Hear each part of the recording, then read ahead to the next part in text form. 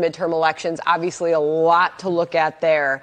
But before all this happened, Democrats were out on the TV airwaves touting these recent wins for Joe Biden. It seems like this is distracting from that. I'm not sure. I think there actually has been a lot of discipline, certainly on the Senate level, even on the Republican side. You've seen Mitch McConnell doesn't really want to talk about this. Everyone wants to focus on policy because they know in a midterm election where the economy is going to be the central issue, that people are going to vote their kitchen table issues, their checkbook, et cetera.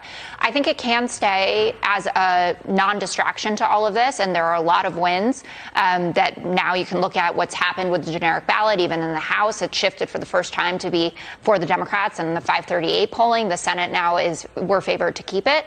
And I think that we can stay on message, but this is an important piece of the puzzle. And when you look at how many Republicans are dashing without information to defend former President Trump, calling this, a huge injustice, this raid that was just the execution of a warrant that did go through a judge, you can see that this is a piece of the puzzle of why Republicans cannot be given control again of the government and are really unfit to. Because the question is whether or not this raid could actually backfire on Democrats. Sean's chomping at the bit here.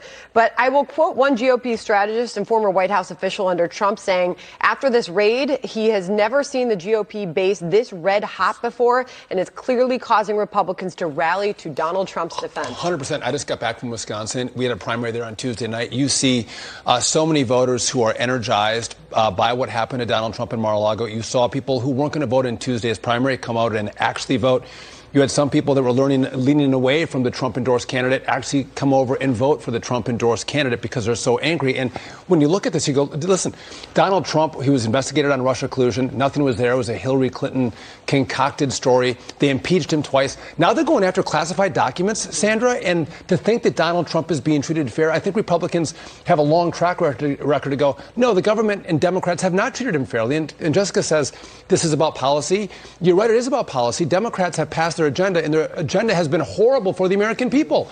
Americans are getting crushed by the Democrat agenda. So just because you pass more spending bills, more regulation, more green energy bills, doesn't mean the American people like it. Spending $80 billion on the IRS, what American says, I want $80 billion to go to the IRS because that's going to make my life better? No one thinks that, but that's what Democrats are doing, Jessica. Sean said something. He said, this is about classified information.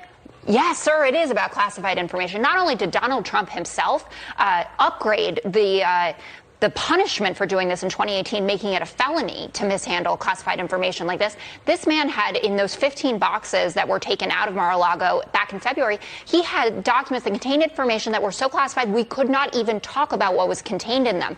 It is breaking the law. It matters.